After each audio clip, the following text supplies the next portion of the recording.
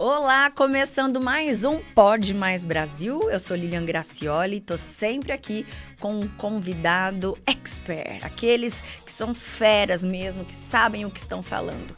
No programa de hoje, a gente vai conversar com o Dr. Rafael Pasqualini, que ele é especializado no tratamento da obesidade. E ele vai falar, assim, dicas incríveis que eu tenho certeza que vão te ajudar bastante sobre esse tratamento, cirurgia, a moda das canetinhas, enfim, imperdível. E claro, teremos também um bate-papo sobre previdência. Você que vai se aposentar?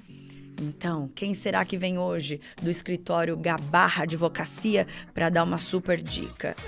Segredo, continue acompanhando. O programa começa agora.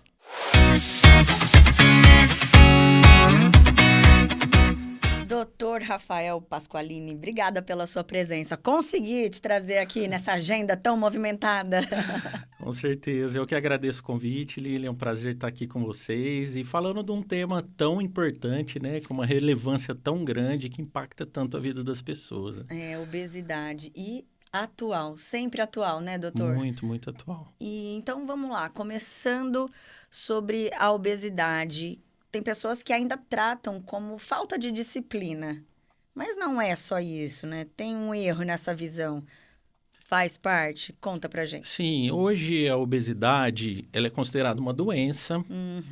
Ela é uma doença crônica, ela é multifatorial, ou seja, vários fatores levam, né, ao ganho de peso e ela é progressiva, né? Então, a gente falando uma doença crônica é como qualquer outra doença, como um diabetes, uma hipertensão, que é uma doença que demanda um tratamento, um segmento para o resto da vida. E ela sendo uma doença multifatorial, ela tem vários fatores. E muita gente acha que é só uma falta de vontade, uma falta de compromisso e tudo mais. Mas isso já foi mostrado, né, através de trabalhos científicos, que a obesidade, o maior componente dela, na verdade, é o componente genético. Então, Olha só. 70% aí da chance do ganho de peso vem da genética. E seguido aí pelo ambiente que a gente vive, que também faz muita diferença, né, nesse ganho de peso. E por último seria a vontade do paciente. Olha Então só. as pessoas veem isso de uma forma totalmente invertida, né? E por que será que demorou tanto, pelo menos na minha concepção, para, caracterizar a obesidade como uma doença? A obesidade, eu acho que por muito tempo ela foi tratada como uma, né, alguma coisa estética, uma falta de vontade, e isso talvez não impactasse tanto aí em décadas passadas, não tivesse um impacto tão grande, uma prevalência tão grande quanto agora. Sim. Então, de uns tempos para cá, a gente tem uma maior oferta de alimentos ultraprocessados, um ambiente mais obesogênico, com dificuldade das pessoas se locomoverem. E tudo isso favoreceu aí um aumento da incidência. Então, todos os países hoje sofrem com esse aumento da incidência de obesidade. Não teve nenhum país ainda que conseguiu conter esse avanço. Como que o Brasil tá, doutor? Hoje, o Brasil, nós temos cerca de 60% da população está acima do seu peso ideal. Mais da metade. Mais da metade. Então, de cada 10 pessoas, 6 estão acima do peso considerado ideal, sendo que obesidade nesse público gira em torno aí de 25% a 30%. Que já é considerado obeso. Sim. E aí, então, acredito que a partir daí, né, todos os países, enfim, começaram a voltar mais os olhares para essa questão, também por todos os problemas de saúde que a obesidade acarreta, né, doutor? Exatamente. Que não é só questão estética mesmo. A partir do momento que eles começaram a ver o impacto que isso traz para a população, o impacto para o sistema de saúde, os gastos com saúde... Olha que bem observando, né? Então, isso começou a ser mais valorizado. Até que em 1997, né, a Organização Mundial da Saúde reconheceu a obesidade como uma doença crônica, né? Hoje existe um CID, que é o Código Internacional de Doenças para a Obesidade. Olha só. Né? E foi a partir daí, então, que teve esse reconhecimento aí mundial, né? Doutor, e você falou a respeito da genética, né? Diante disso, algo mudou em questão de prevenção? Eu estou pensando aqui, poxa, já que está claro esse fator genético, quanto que a gente não pode prevenir, então, né? Sabe, olha, na minha família isso e tal, começar a cuidar desde cedo.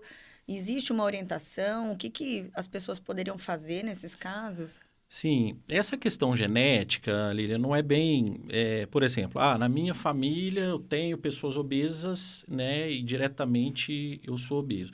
Isso existe, sim, tem essa ligação. Mas a genética que a gente fala é muito ligada ao nosso sistema nervoso central. Diferente da hereditariedade. Exatamente. Então, é uma genética que ali controla tudo pra gente. Então, muita gente, quando a gente fala, eu gostaria de comer ali uma coisa doce, adocicada. Isso tem a ver com a genética? Muitas vezes, né, por muitos anos a gente achou que não, mas tem. Né? Mas isso tem a ver. Então, a gente tem regulação de genes aí que controlam toda a nossa parte do apetite, a vontade de comer, o quanto a gente vai estar saciado mais rápido, ou mais, né, ou mais de uma forma mais demorada. Isso varia, então, de pessoa para pessoa. Muito, varia bastante. E o ambiente que a gente vive? Porque o doutor falou que também tem um impacto, né? Sim. Como que seria isso? Então, assim, voltando um pouquinho aí para a gente, né, falar e reforçar um pouquinho da genética, né? Foram feitos estudos, para você ter uma ideia. Esse estudo foi em 1990, que eles pegaram gêmeos univitelinos, e viram que esses gêmeos eles tinham uma concordância muito grande, né, entre o peso deles. E já aqueles gêmeos bivitelinos, que não são tão iguais geneticamente, a concordância não era significativa. Olha certo? só. E aí, essa concordância dos gêmeos univitelinos, isso, até quando os gêmeos eles eram separados e viviam em ambientes diferentes, eles tinham uma concordância importante. Então, isso prova muito a força da genética. Né? Em lugares diferentes, separados, convivendo Exato. lá, cada um, e ainda assim. E aí, com você exposto a um ambiente que vai favorecer essa genética, aí a chance da doença aparecer é muito grande. Tem a predisposição, né, Exato, doutor? mas se você pensar numa pessoa que tem uma predisposição genética e vive num ambiente que é muito pobre, que não tem recursos, que não tem, né, comida em abundância, essa pessoa dificilmente vai desenvolver, né, a obesidade. Então, a gente pode até fazer um paralelo com outras doenças. Imagina um câncer de pulmão, né, que ele tenha uma predisposição ao câncer de pulmão ligado à sílica, que é tipo uma poeira que a pessoa inala. Certo. Se ele tem essa genética positiva, mas ele não está no ambiente que tem a sílica, dificilmente ele vai desenvolver essa patologia, né? Mas se ele está nesse ambiente, então associando a genética com o ambiente, provavelmente ele vai desenvolver esse câncer de pulmão ligado à sílica. Assim como nossos hábitos, né? Tem a questão de comer, no caso do pulmão. Tenho predisposição, mas eu não fumo, né? Mas outro fuma. Exatamente. Né? É exatamente isso. Então, quando você une a genética com o ambiente, é onde, né, a doença vai ali aparecer. E essa questão sobre comer, né? Tem pessoas que falam, eu como muito. E a gente ouve falar sobre um descontrole também alimentar. Existe diferença nisso? Isso pode ser tratado? Existe. Então, você tem desde a pessoa que faz opção, de repente, por comer mais, é uma pessoa, né, que tem um apetite um pouco maior, mas tem aquela preferência, desde distúrbios psicológicos É verdade. também, né? A gente pode pensar em compulsão alimentar e outras doenças, né, psicológicas, psiquiátricas, e até alterações ligadas à genética que eu comentei, né, a genética cerebral. Por quê? Às vezes a pessoa tem uma deficiência de leptina, que é um hormônio que dá saciedade. Recentemente eu vi um relato de caso de uma criança, né? Eu vi numa revista científica, e essa criança ela estava de 6 anos, extremamente acima do peso, né? E aí tinha todo aquele julgamento, nossa, mas a família, como deixou Não chegar a esse cuida. ponto e tal? Será que eles dão muita comida, refrigerante?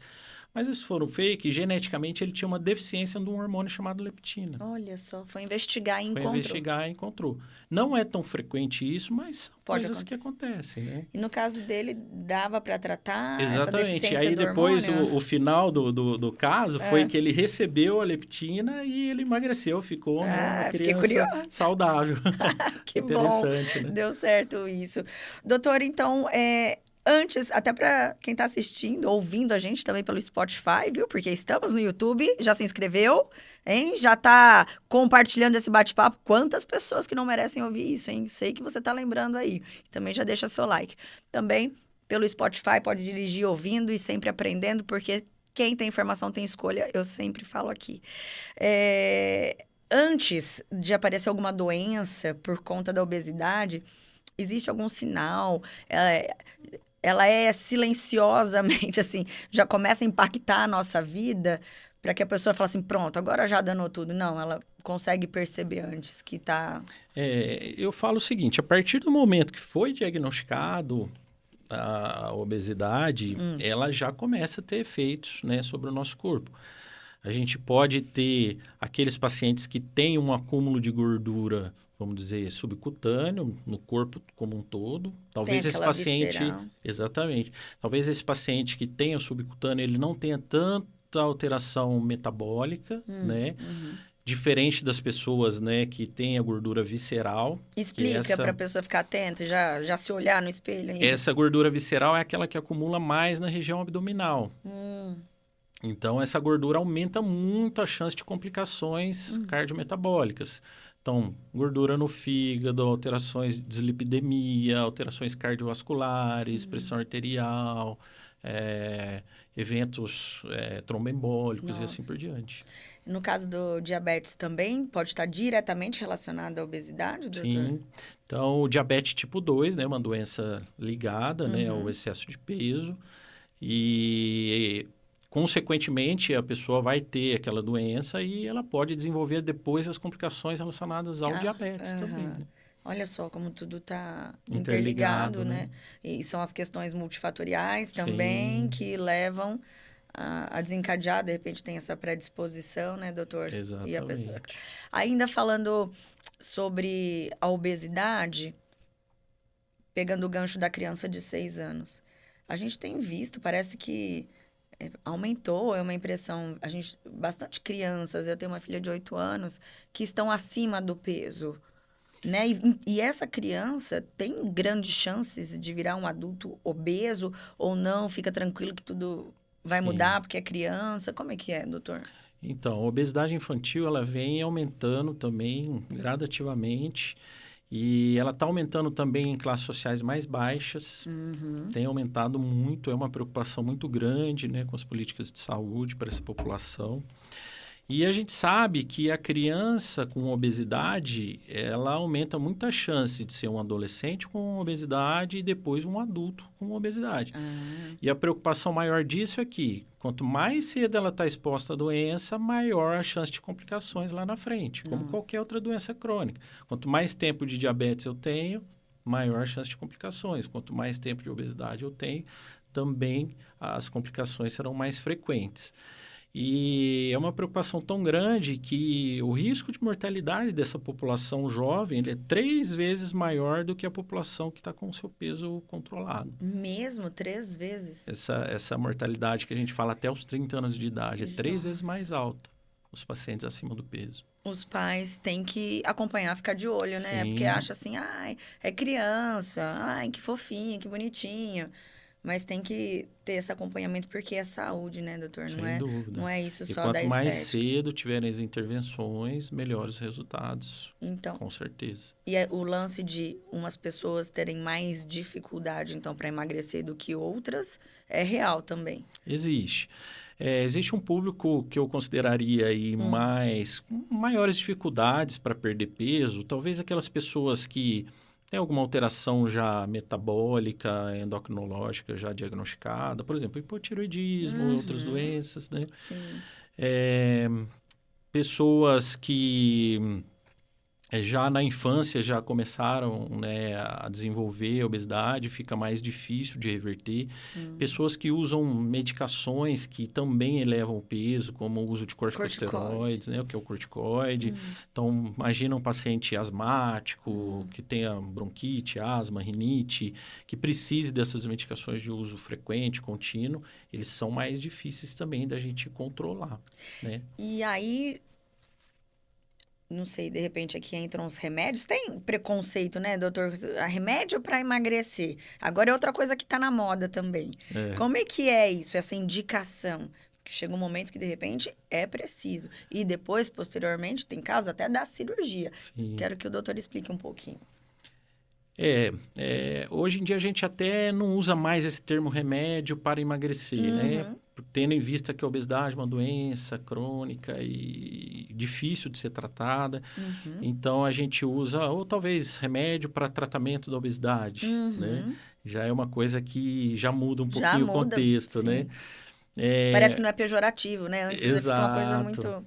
E eu acho que o grande medo, né, a dificuldade que as pessoas têm é que as medicações do passado, elas eram, né, tinha pouca eficácia, elas tinham muito efeito colateral, elas eram muito pouco toleradas, difíceis de manter.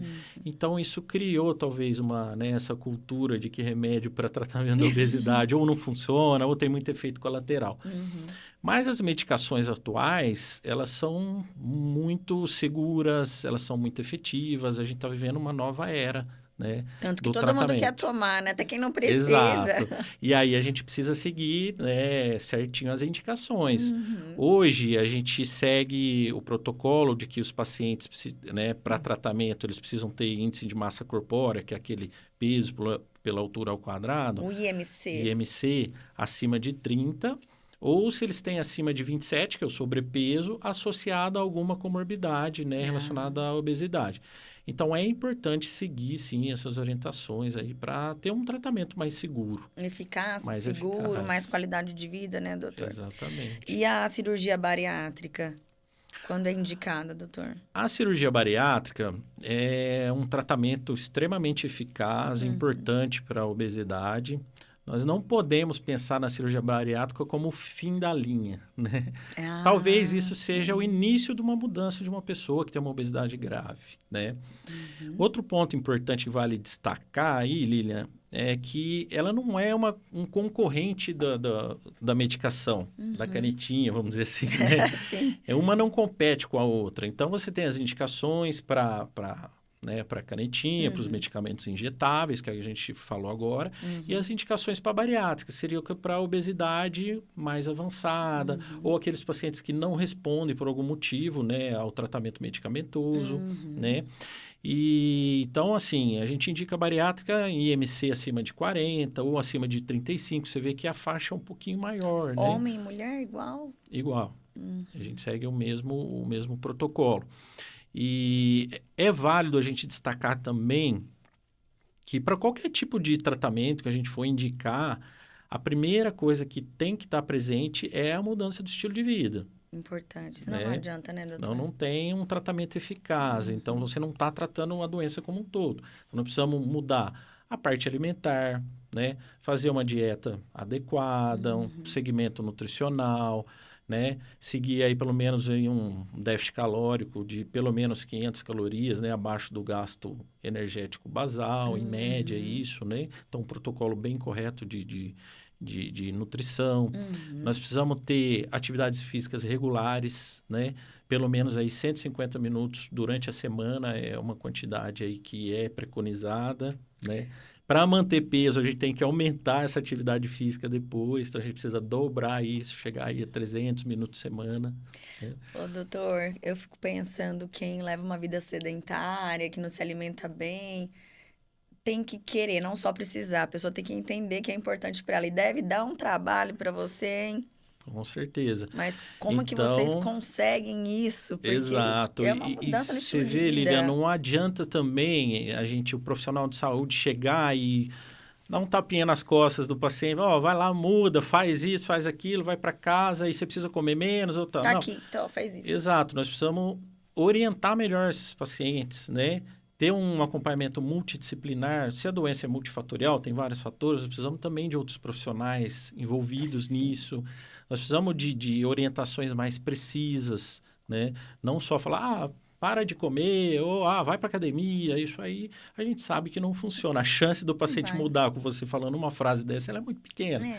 Diferente de você montar um plano para ele, um plano alimentar, como eu falei, das calorias, montar um plano de atividade física e assim por diante. E ter esse acompanhamento, né, doutor, mais de perto. Fundamental. Quase que pegar na mão, falar, vamos lá, que agora vai dar certo.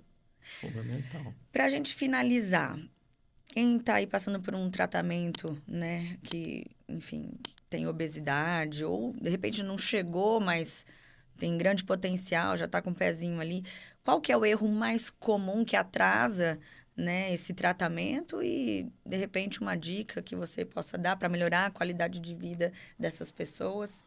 Eu acho que o erro maior em relação ao tratamento, Lilian, seria as pessoas simplificarem, né, que a obesidade é só uma questão alimentar. Ah, come menos que você resolve o seu problema.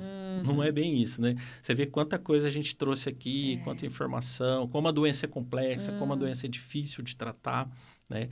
Então, a gente precisa primeiro, acho que, ter essa visão, né? Entender que a obesidade precisa, sim, de um tratamento multidisciplinar, multifatorial, porque ela é multifatorial, né?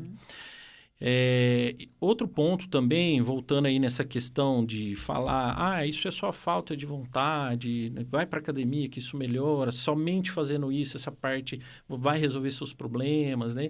A gente sabe aí que estatisticamente, fazendo só o tratamento clínico com dieta, atividade física, a média de perda de peso chega a 2, 3% do peso total, é uma coisa pequena, né? E muita gente pode falar, mas eu conheço, né, o fulano, meu vizinho, aquele que ele conseguiu fazer isso. Sim, consegue, mas essa porcentagem de pessoas que conseguem só com atividade física e dieta é em média 10%, ou seja, 90% das pessoas não vão responder só a esse tipo de abordagem. Não adianta você pegar a receita com o seu vizinho, né? Exato. Funcionou para ele, não significa que vai funcionar para você. Também. E você imagina uma doença que eu chego e apresente para vocês. Vou te dar um tratamento que ele funciona em 10%. 90% das pessoas não vão responder esse tratamento. Isso é muito falho, é muito pouco, né? Então, a gente não simplificar tanto, assim, achar que é só uma questão de ir lá e comer menos, ir para academia, não é só isso, né? E saber que precisa ter esses profissionais envolvidos para poder fazer um bom tratamento, para você poder fazer um bom segmento também. E quem está ouvindo a gente, às vezes não é o seu caso, mas alguém que você ama, que você conhece. Então, assim, ajuda, né, doutor? Passar essa informação para a pessoa entender a importância e a complexidade disso e começar um tratamento o quanto antes. Porque tem tratamento. Exatamente. Não é? Então, procurar profissionais especializados, né? Não ficar nesse achismo, ou escuta um, escuta outro. Então, é muito importante, sim, ter essa consulta especializada, um acompanhamento correto e da forma que a gente comentou. Maravilha. Antes de encerrar, Vini, você tá me ouvindo? Eu queria dar um presente aqui pro doutor. Você consegue trazer aqui? Olha só, a participação especial do Vini aqui no programa hoje. Atenção, galera que está assistindo, porque vai ser a hora dele brilhar, porque ele só fica nos bastidores. Um livro, doutor, escrito pelo doutor Rafael Gabarra. Olha, que honra. Isso, sobre INSS, muitas dicas. Já conheço bem o livro, não tive a oportunidade de ler ainda. Então é agora, ó. Estou muito feliz com Meu INSS, uma ova. Ó, tem tudo aqui, desvenda mitos, passo a passo. Muito interessante. E sendo do meu amigo Rafael Gabarra ainda, né? Vai ser mais um prazer ainda de ler. Boa leitura. Obrigada. Tendo Eu que agradeço. Temas atuais que a gente precisa informar a população sobre longevidade, sobre qualidade de vida, volte aqui que a gente faz mais um bate-papo, porque eu adorei. Com certeza. Obrigada. Muito obrigado pelo convite, Lília.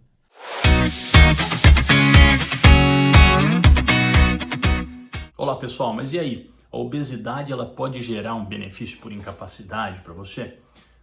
Olha só, como eu já disse em outros vídeos, o benefício por incapacidade ele não tem correlação com o nome da doença. Então, se você tem a obesidade, se junto ou não com a obesidade você tem outras moléstias aí associadas, então diabetes ou alguma disfunção hormonal, é muito importante que você faça um relatório completo, né? Então, olha, eu tenho essas moléstias aqui, X, Y, Z, e elas associadas na minha realidade, com a minha idade, elas geram uma incapacitação superior a 15 dias para o exercício dessas atividades que eu venho desempenhando. Então é muito importante que você entenda o seguinte, não dá para eu te responder, dá direito ou não dá direito? A questão é, a sua obesidade, no grau que ela está hoje, com as doenças associadas que existem hoje, ela impede você de continuar recolhendo o INSS? De continuar trabalhando, né? Porque o trabalho remunerado gera necessidade da contribuição previdenciária. Você, com registro em carteira ou como autônomo, né, contribuinte individual, se você trabalha no Brasil e se o seu trabalho é remunerado, você necessariamente precisa recolher INSS. Se você recolheu já por 12 meses, você já tem a carência. Então, é aí que começa o seu direito a pleitear um benefício por incapacidade. Então, você tem que ser segurado do INSS, está recolhendo aí há pelo menos um ano. Você tem que ter, então, depois que você vê que está tudo certinho, os seus recolhimentos, você tem que ter a incapacitação para o trabalho. Eu tive um caso no escritório que eu me lembro, de uma pessoa que tinha uma obesidade grau médio, né? Só que qual que é a questão? Ela fazia trabalho pesado, né? Ficava em pé, no sol, muitas horas do dia. E isso começou a gerar problemas no seu joelho. O joelho começou a inchar. E aí, qual foi o trabalho que nós desenvolvemos? A gente pegou, né, o ortopedista com o joelho, pegamos então o endocrinologista com a obesidade e a gente associou esses relatórios para dizer o seguinte, olha, esse trabalho que ele desempenha é impossível de ser desempenhado nessas condições de saúde que a gente detecta aqui por esses relatórios. Então, e aí você inicia o protocolo do pedido do auxílio-doença, né, no INSS, vai passar por uma perícia médica no INSS e depois disso vê o resultado. Se esse conjunto, né, da sua saúde, da sua situação de saúde, de fato te impedir de trabalhar, aí o próximo passo ela te impede em caráter temporário, quer dizer, você tem expectativa de fazer uma cirurgia de redução do estômago e rapidamente emagrecer e aí voltar para o trabalho. Então, se existe essa expectativa ainda, o auxílio-doença. É um benefício por incapacidade temporária, né? Agora, se você já está mais velho, existem outras doenças associadas, que mesmo que você fizer a cirurgia agora, ou fizer um tratamento qualquer que seja, a expectativa de você retornar para aquele trabalho que você tinha, que você estava desempenhando, essa expectativa ela é pequena ou quase não existe, então essa sua incapacidade ela é permanente. E aí seria a aposentadoria por invalidez. Atualmente, então, é o benefício por incapacidade permanente, né? Você ganha 100% da sua média. Então, assim, essas são as possibilidades para aquela pessoa que se encontra obesa, com doenças associadas, né? Porque normalmente a obesidade ela vem associada com outras doenças. E se você não descobriu ainda essas outras doenças, é muito importante que você faça então um check-up geral para que você entenda se é uma disfunção hormonal, se é uma questão de diabetes, enfim. E aí fazer então esse conjunto de relatórios médicos, de especialidades, que te leve então a concluir, que leve o perito do INSS a concluir que de fato nessas condições você não pode continuar trabalhando. E aí te concede um benefício por incapacidade previdenciária, né? Basicamente, acredito que essas são as orientações iniciais. Como eu sempre digo, né? Guarde documentos, registre os fatos, porque é sempre muito importante, você não sabe o rumo que o seu procedimento vai tomar, né? Se o perito do INSS vai negar, vai conceder um auxílio-doença e aí você tem que pedir uma aposentadoria para converter num benefício por incapacidade permanente. Então, assim, como você não sabe bem aquele caminho que você vai seguir dali em diante, você vai fazer o pedido e você não sabe o que vem daí em diante, o que você consegue fazer é documentar os fatos, documentar sua situação de saúde, seus exames, organizar, né, esses exames em ordem, bem legíveis, enfim. É muito importante que você tenha esse cuidado prévio aí ao seu pedido, tá ok? Espero ter te ajudado, espero que você consiga então emagrecer o mais rápido possível e recuperar sua saúde, porque o mais importante é você ter a saúde para trabalhar. Se você realmente perdeu, aí que você tenha o seu benefício por incapacidade definitivo, né? Permanente. Agora, se tiver chance, né, como o Dr. Rafael nos ensinou aí no bloco anterior, se tiver chance de você emagrecer, né, com os tratamentos hoje modernos como são, então, poxa, um benefício por incapacidade temporária, te permite submeter, né, ao tratamento indicado, emagrecer e recuperar sua capacidade laborativa, que é o que todos nós esperamos, né, trabalhar o máximo que a gente puder. Um grande abraço, pessoal. Ai, chegou ao fim, como passa rápido esse programa, né? Eu amei, espero que você também tenha gostado. Se ainda não se inscreveu no nosso canal, aproveite, se inscreva agora, deixe um comentário falando o que você mais gostou, o que você aprendeu, que foi muito válido nesse programa. E também compartilhe para a gente levar mais informações aí, né, para o maior número de pessoas. Também estamos no Spotify, não se esqueça, vamos divulgar isso também. Eu adoro ouvir quando eu estou dirigindo, né? A gente vai aprendendo. E eu espero você no nosso próximo Pode Mais Brasil no YouTube, toda quarta-feira, 8 da noite, no canal Gabarra-Prev, um programa inédito para você. Um super beijo, tchau, tchau.